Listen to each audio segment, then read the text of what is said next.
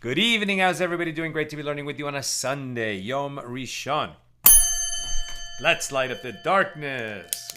New wisdom candle. Who's in the house? Yehud in South Carolina, Bill in Missouri, Shandor in the Bronx, Melissa in Great Neck, Guy in Ohio, Gail in Kansas City, Karen in Northern California, Alan in New York City, Chaim in Florida. Welcome, everybody. Gonna do a double, and it still should be a relatively short class. A couple of really short pages coming up here. Our dafs today are 55 and 56 here in Tractate Avoda Zara, the 27th volume of the Talmud.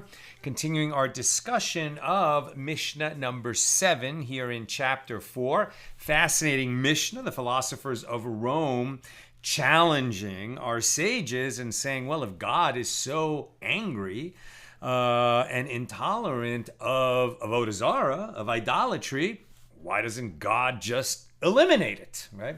And basically the answers are, well, that's not the way of the world. The way of the world is we all have a choice whether to have faith in God or not. And if every time somebody committed idolatry, they were shot down or the idol disintegrated, that would not be the world that we live in, right? Where God hides. And it sort of allows us to seek him out. We can find God. We can choose to see God, God's hand active in all our lives constantly, or we can choose not to see that and to turn our backs to God and live in a godless world. He gives us that choice. And so part of the world going on as it does is creating a setting for the exercise of that choice. We pick this up right near the top of page 55a. Agrippas, the general, asked Rabban Gamliel, it is written in your Torah with regard to idol worship, quote, for the Lord your God is a devouring fire, a jealous God.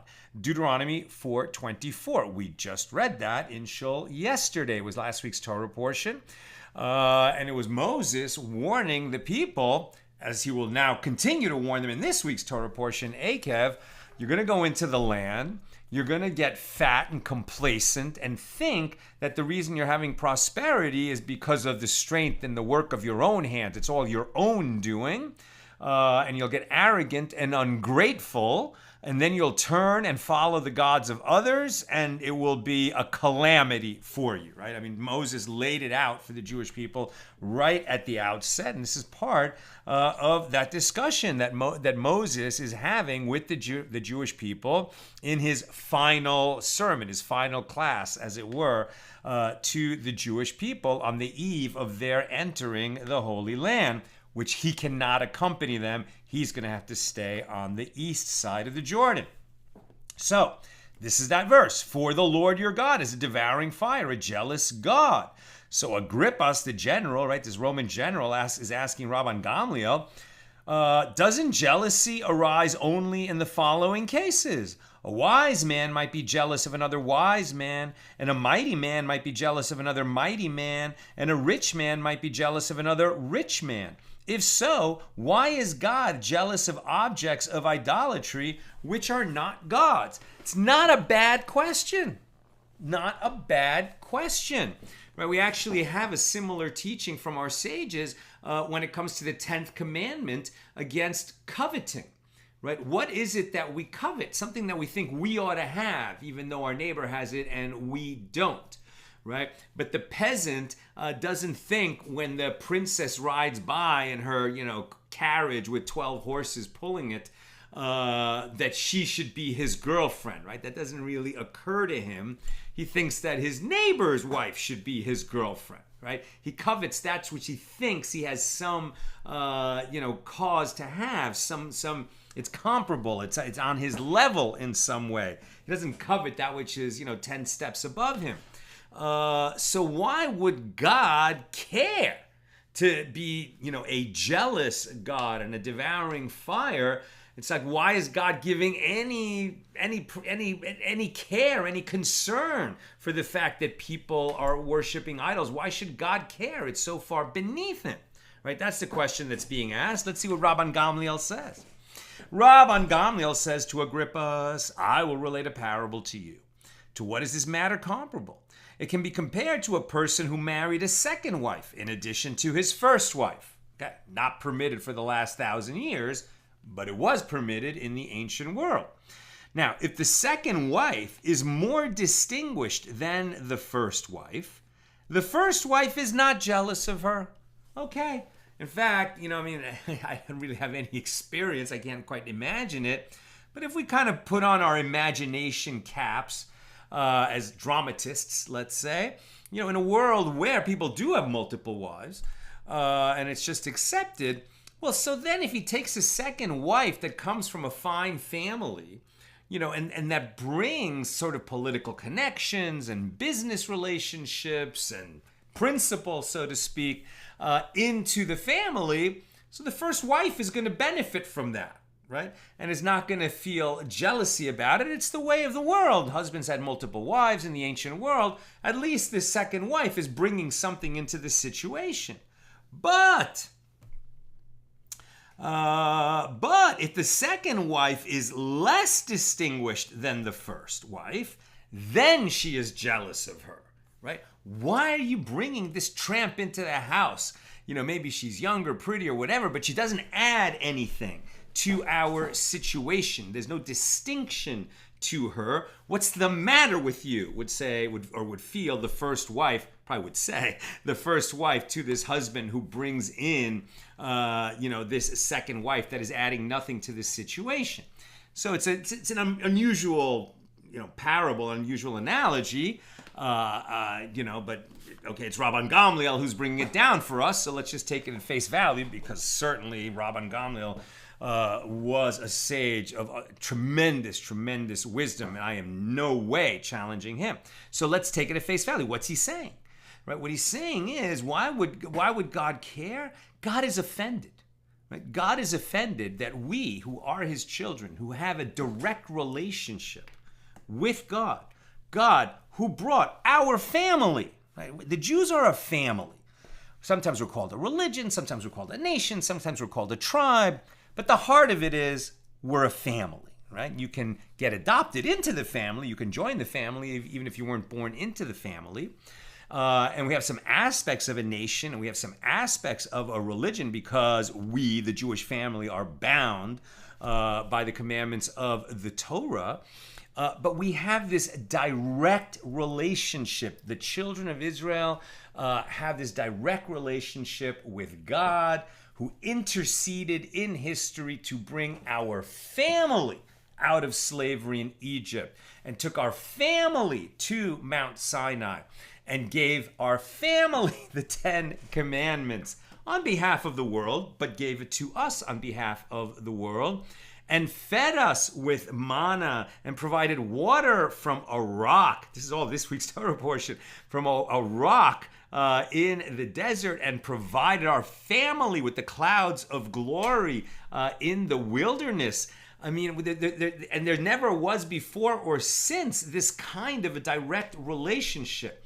Now, God demanded of us in return that we adhere to an incredibly high set of standards, right? Other families in the world don't have to live up to this. They can be perfectly righteous people, and they don't have to live up to these incredibly high standards of the 613 commandments that obligate the Jews. It's a big challenge. It's absolutely a big challenge, right? And you know, there's many mornings when I don't feel like getting up and going to synagogue for morning prayers. But guess what? I'm obligated, so I go. So we have these obligations, and people don't like it, and they bristle at it. But if we would just acknowledge just what Moses is saying in this week's Torah portion, Akev, and last week's Vaischanan, that the other nations will look at us if we maintain that relationship and we do our obligations and we learn our Torah and we pray every day and we are in relationship with the Holy One above. It's not to say that other groups don't have their own special relationships with God, but we have our particular relationship with God. It includes many laws that we understand their reason, many laws that we don't. But all the laws, what's behind all the laws is a relationship with the Holy One above. And when somebody commits to that relationship, God gets very real to you. God is very real in your life. Yes, God doesn't talk to us very much.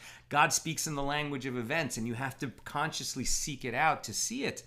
But when you do that, when you live in the covenant, then God gets so real in your life and you feel God's presence and the ongoing relationship. And God has made that available to us, has given us that gift.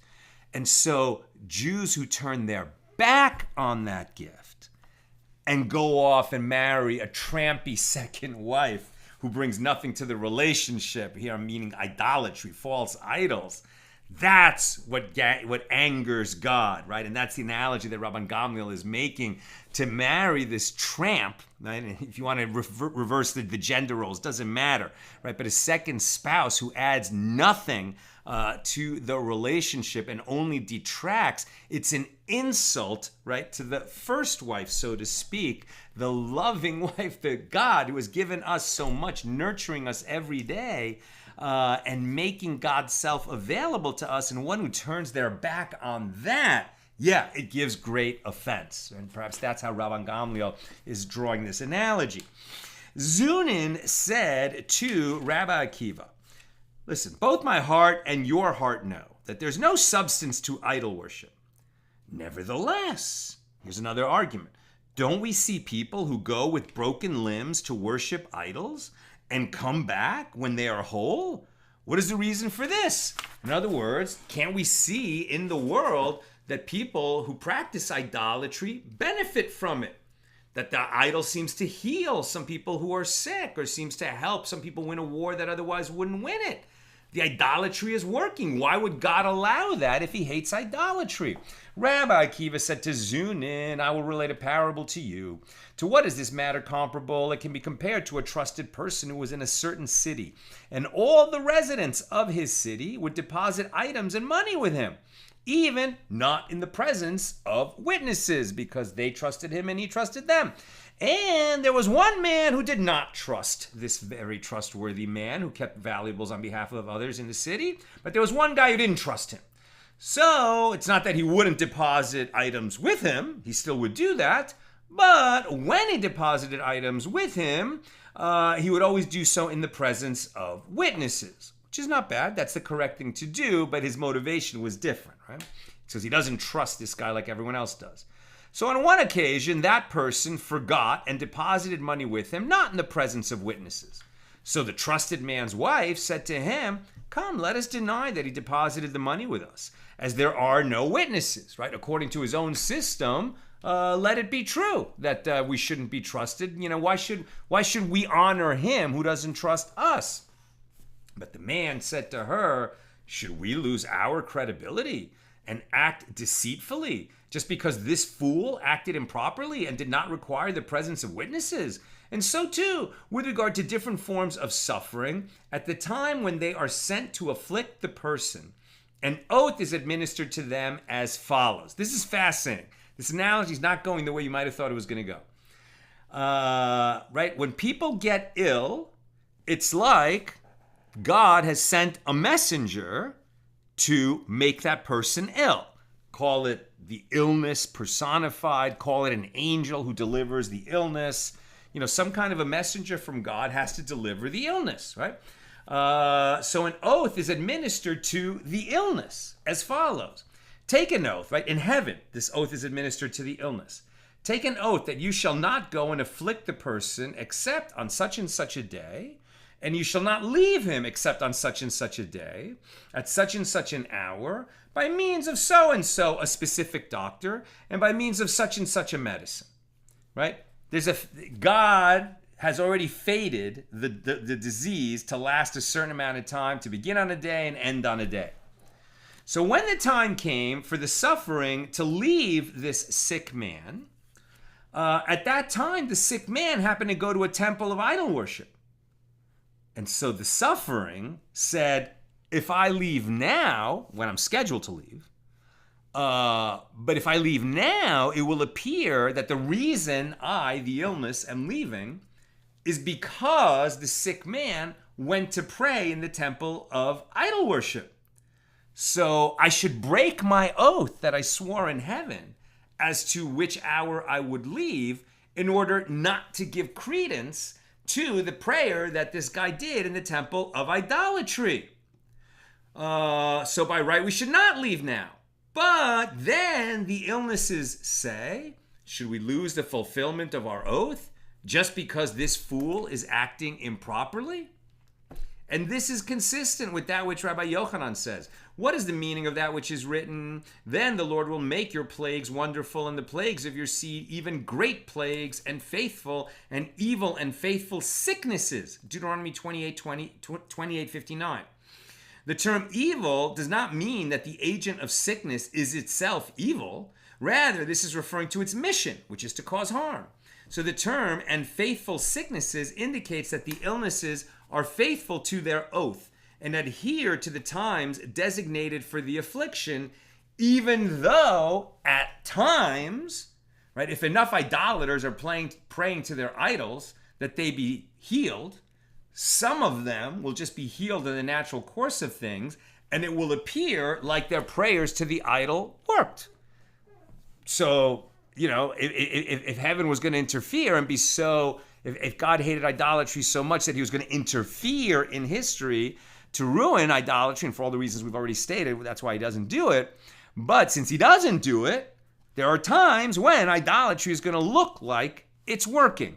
Okay, well, that's the nature of the world. If fools want to believe that their idolatry is what healed them, they're going to believe that. Rava bar Rav Yitzchak said to Rav Yehuda, isn't there a temple of idol worship in our locale where, when the world is in need of rain, the idol appears to them in a dream, and it says to them, slaughter a man, right, a human, as an offering to me, and I will bring rain. And they slaughter a human for it, and then the rain comes. How could God let this happen, right? That's what's being asked. So Rav Yehuda said to Rava bar Rav Yitzchak, now, were I dead, I would not have been able to tell you the explanation of this matter. It is therefore good that you reminded me of this matter while I'm alive.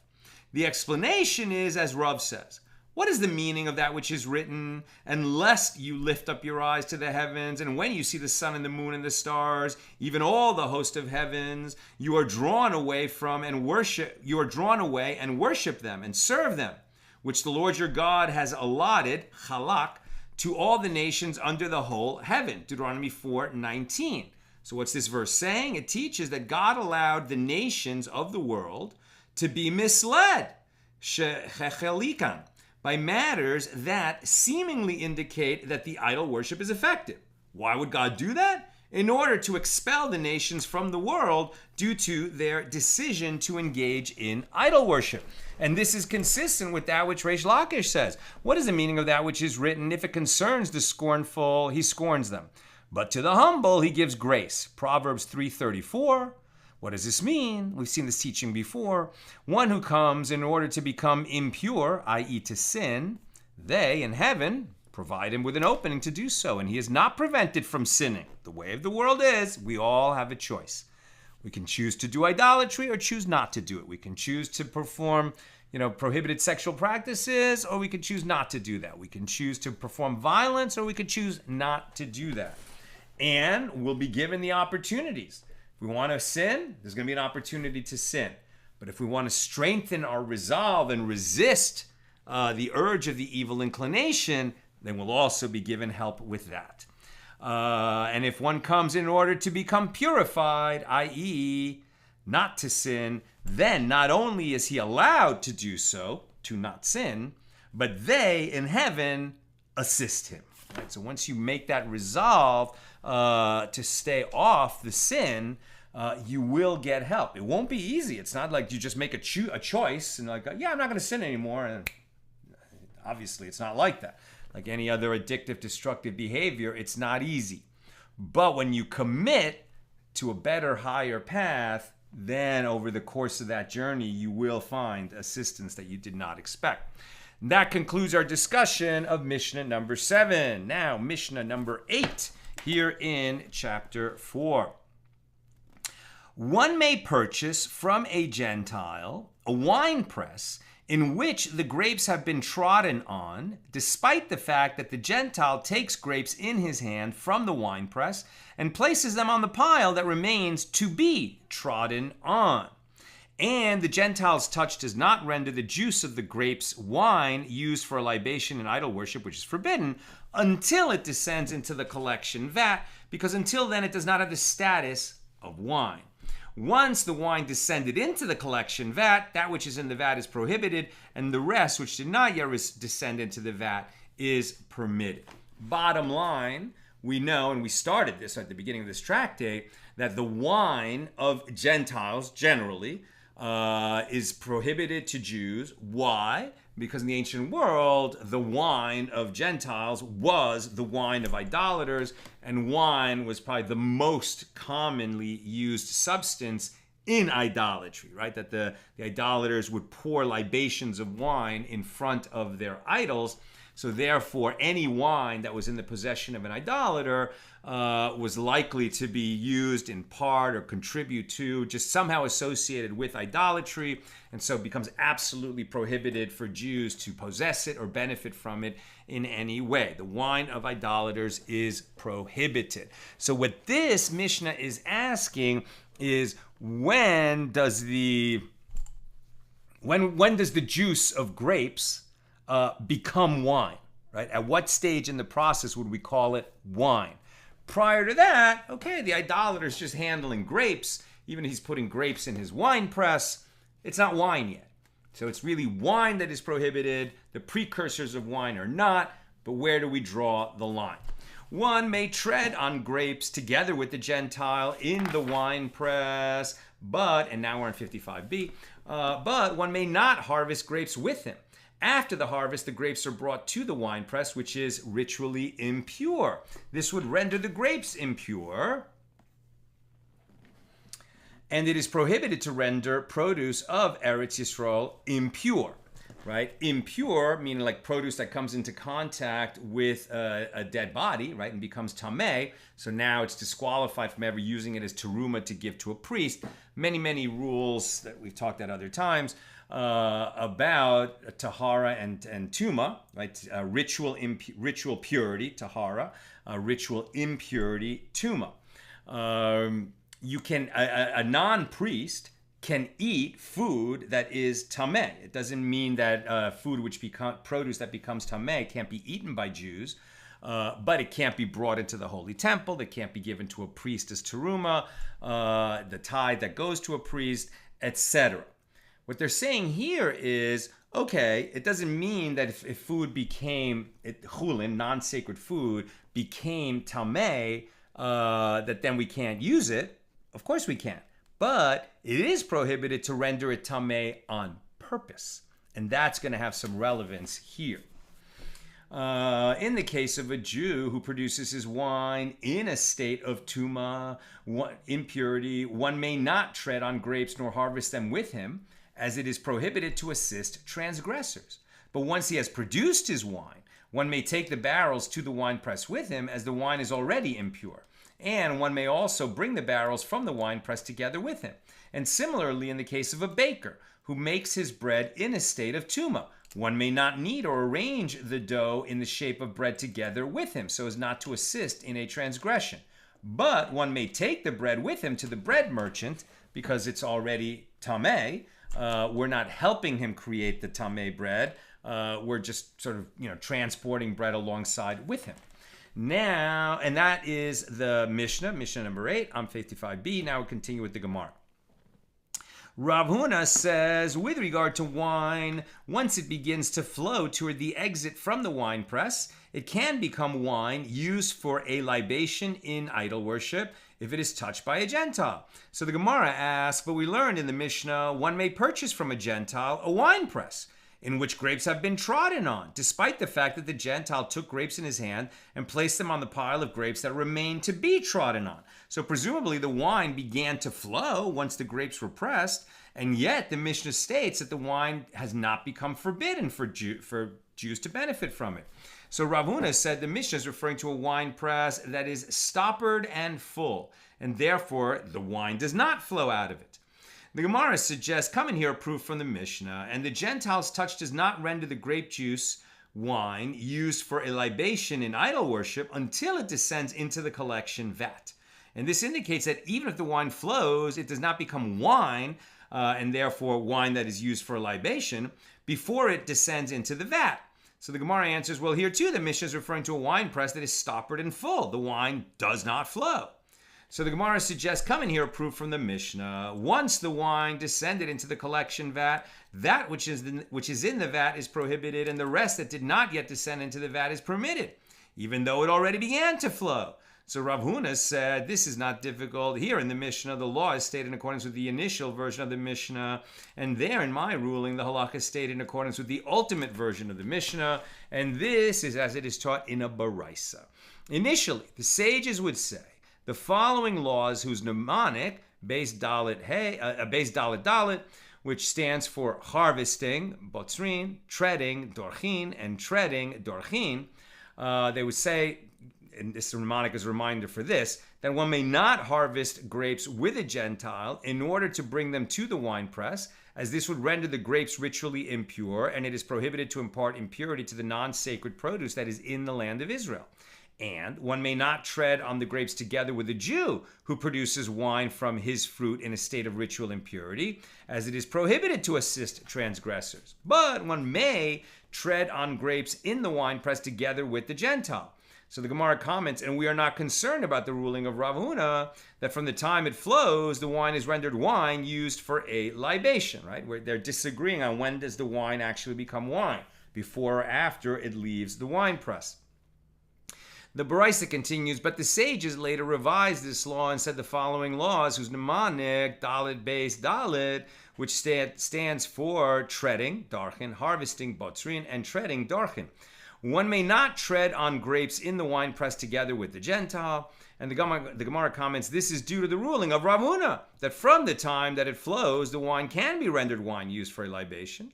The Gentile usually touches the flowing wine while treading on the grapes, thereby rendering the wine forbidden. Therefore, if a Jew receives payment for treading on the grapes with the Gentile, he is profiting from an item from which deriving benefit is prohibited, right? If it's already considered wine while it's in the vat, then even if the Jew is simply hiring himself out to step on the Gentile's grapes with him, since we can characterize what's in that press already as wine, then the Jew is benefiting from wine of a Gentile, which is to say wine that might have been used for a libation, and therefore he's doing something that is prohibited. Now we're on page 56a. And one may not harvest grapes together with a Jew who produces wine from his fruit in a state of tuma, as he is thereby causing the produce to be rendered impure. And all the more so may one not tread on the grapes with him, as he is assisting the Jew who is rendering the wine impure by treading on the grapes. But one may harvest grapes into the winepress together with the Gentile, as it is permitted to impart impurity to non-sacred produce that is in the land of Israel. The Mishnah taught, and the Gentile's touch does not render the juice of the grapes into wine that is used for libation until it descends into the collection vat, because until then it does not have the status of wine. The Gemara asks, but isn't it taught in a Mishnah with regard to the stage when the work of producing the wine is considered complete and one is obligated to separate tithes from the wine? When is that? Well, with regard to wine, one is obligated to separate tithes from the time that the solid residue floats on top of the wine. Well, when does the solid residue float on top of the wine? Doesn't that already happen in the wine press, in the vat, or before the vat? So Rav has said this is not difficult. The Mishnah, that Mishnah, is in accordance with the opinion of Rabbi Akiva, whereas this Mishnah is in accordance with the opinion of the rabbis. And this is as we learned in a Brisa. With regard to wine, one is obligated to separate tithes from the time that the wine descends into the collection vat. Rabbi Akiva says one is obligated to separate tithes only from the time that the solid residue floats on top of the wine, presumably in the collection vat. A dilemma was raised before the sages. Is Rabbi Akiva referring to the floating of the seeds on top of the wine in the collection vat, or to the floating of the yeast on top of the wine in the barrel? So the Gemara suggests coming here a resolution of this issue as it is taught in that Mishnah. With regard to wine, one is obligated to separate tithes from the time that the solid residue floats on top of the wine. So subsequently, even though the residue has floated, one may collect wine from the upper wine press and from the pipe that connects the upper wine press to the vat, and one may drink it without separating tithes, right? Because it's like snacking in the field on produce that has not been tithed. It's okay because it's not formal, it's not a meal, it hasn't been piled up yet, and you're just kind of enjoying some of it while you're harvesting. That's permitted if it's a snack. But once the produce is collected and stands to be tithed, then you cannot eat that produce if it has not yet been tithed, and likewise with wine.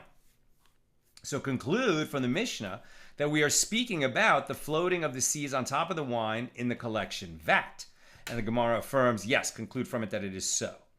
But the Gemara asks, but didn't Rav Zevid teach a different version of the aforementioned dispute in a Brisa of the school of a Rabbi Oshaya? With regard to wine, one is obligated to separate tithes from the time that the wine descends into the collection vat and the seeds float on top. Rabbi Akiva says one is obligated to separate tithes only from the time that one siphons the wine from the vat into barrels. So now the Gemara replies that one can resolve the contradiction, explain that first Baraisa in this manner as well. With regard to wine, one is obligated to separate tithes from the time that the wine descends into the collection vat and the seeds float on top. And Rabbi Akiva says one is obligated to separate tithes only from the time that one siphons the wine from the vat into barrels. Right? They're disagreeing about when you could characterize this as wine. Is it enough that it's in the collection vat after the wine press, or is it only really when you siphon it into the barrels, which that whole procedure is necessary for it to become wine, and until you get into the barrels, it's not wine, according to Rabbi Akiva.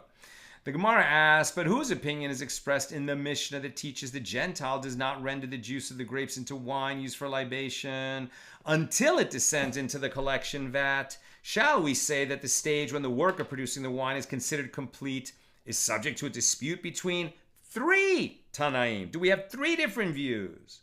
And the Gemara replies, no, the prohibition of wine used for libation is different, as the sages were stringent concerning it.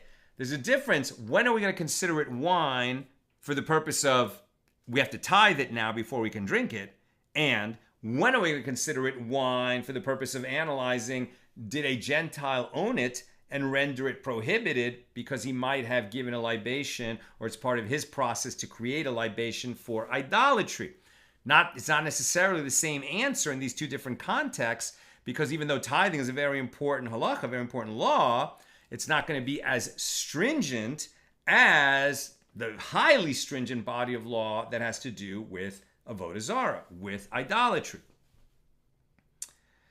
The Gemara replies, no. The prohibition of wine used for a libation of idolatry is different, as the sages were stringent concerning it, and they render the wine forbidden even before the seeds float. By contrast, with regard to tithes, the Tana of this Mishnah holds in accordance with the opinion of either Rabbi Akiva or the rabbis. So the Gemara comments, and according to Rava, who explains that the Mishnah with regard to wine used for libations is in accordance with one opinion, whereas the Mishnah with regard to tithes is in accordance with another opinion, and he does not hold that the case of wine used for libation is different, he does interpret it as a dispute between three Tanaim, but we don't hold that way. Now we're on page 56b, and I'm almost done, so please put in your comments and questions. I'm going to have to scan again because Nina is out with our daughter, having a nice mom and daughter time. The Mishnah teaches once the wine descends into the collection vat, that which is in the collection vat is prohibited, and the rest, which did not yet descend into the collection vat, is permitted. So Rav Huna says the Mishnah taught that the rest of the wine is permitted only in a case where he did not return the wicker basket, which is used to strain the wine on the way to the vat, to the wine press. But if he returned the wicker basket to the wine press, even the wine remaining in the wine press is prohibited, as the wine in the basket now mixes with the wine, or let's say otherwise juice, in the wine press, but now wine has been added to it because these vessels, this wicker basket, is bringing wine from post-wine press back into wine press, and it's going to render everything prohibited because we're being stringent when it comes to the libation of idolaters. And finally, the Gemara asks, with regard to the wine in the wicker basket itself, in what manner is it rendered forbidden? That we're going to say the wine in the wicker basket renders the wine in the vat or the wine in the wine press forbidden. Why is the wine in the wicker basket forbidden? Apparently, it is rendered forbidden by the stream of liquid that flows from the basket into the vat below, thereby connecting the wine in the basket to the forbidden wine in the vat.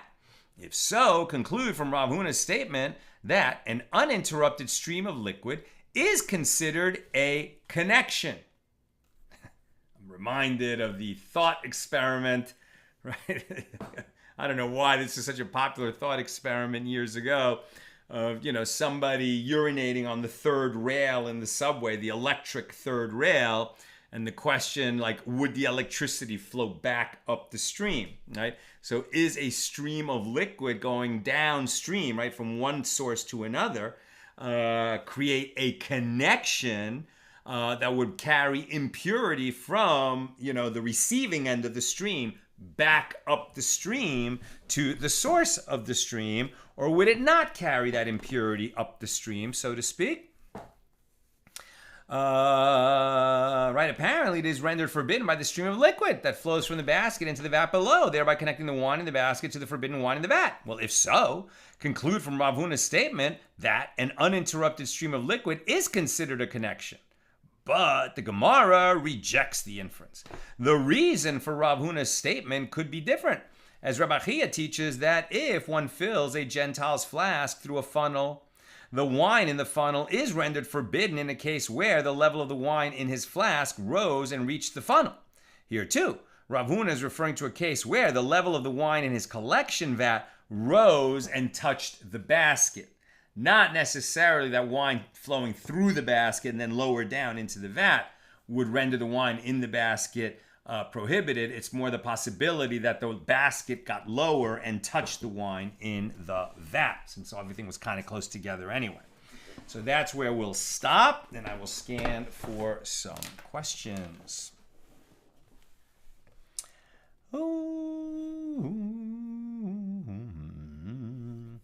Guys, so they considered the grape squeezing to be wine even before it had fermented. I think we would call it grape juice, as it has no kick yet. That makes sense to me. That makes sense to me. But apparently, yeah, even though it stands to ferment and has not fermented yet, when they say wine for the purpose of tithing or for the purpose of the libation of idolaters, It doesn't have to have any alcoholic content yet. It's just the juice that stands to become wine after it ferments, right? Good observation.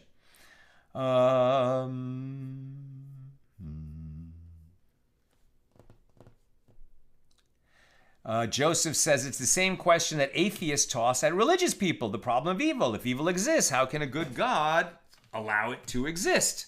Right? And I would say it's the same answer, right? Because we have free will.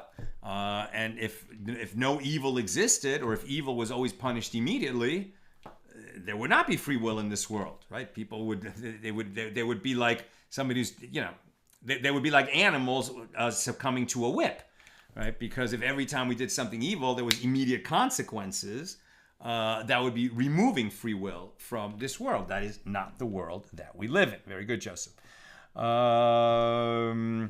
And Sharon says the blessing that we say for both is the same. The fruit of the grapevine. I guess you're talking about grape juice versus fermented wine. Exactly right. And that's why they would be considered the same even at this early stage. Ella says, talking about this analogy that Jews going after idolatry is like a husband with a fine first wife in a world where multiple wives are permitted, then bringing, a just very unworthy second wife into the home, who, as Ella is saying, is a drain on family resources. She's not bringing anything positive into the home. She will only be a drain on the family resources. And you could see why that first wife would be very angry about it. And perhaps her emotion would be characterized as jealousy, but it really is righteous anger in that situation. Ella also says a second wife may bring high value to the family, but the first wife retains her position of power as the first wife and probably runs the daily show within the confines of the house. Yeah, isn't it interesting to imagine when that was a normal way of life? Right? I mean, we look at Jacob, right, who had with his wives, Rachel and Leah, and then each of them brought a servant in who then had children by him, and so they're also considered wives, although they don't have the same status as Rachel and Leah.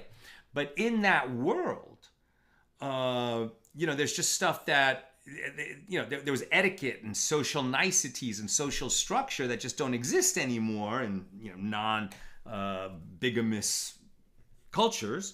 But when that was norm, what was the role of the first wife? I remember seeing a very interesting movie many years ago from it was about medieval China, called Raise the Red Lantern, right? Wonderful director.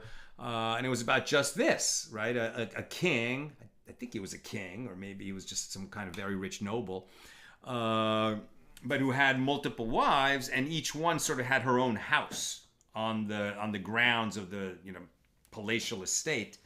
And so it was very much a sort of competition among the wives for status, to see where the red lanterns, which of those houses was lit up for the husband to go there and spend time in that house that evening. I don't remember the movie that well. It was so many years ago. But I do remember that the oldest wife certainly had a lot of power, right, within that home society, so to speak. And it was from the point of view of the new young wife, right, who's stepping into this very established family structure. And she might be pretty, but she's powerless, in that world, and she has to learn and navigate. And figure out her way, how she's going to survive in that world. And thank God, these are social structures we don't really know anything about or have to deal with, because we're back and have been for a long time to Adam and Eve, man and woman, one of each, to create the couple that runs the family, seemingly as it was always meant to be. So that's what I've got for us tonight. And with God's help, we'll be together again tomorrow, Monday, at the regular Monday time, 6 p.m. Pacific. Have a great night.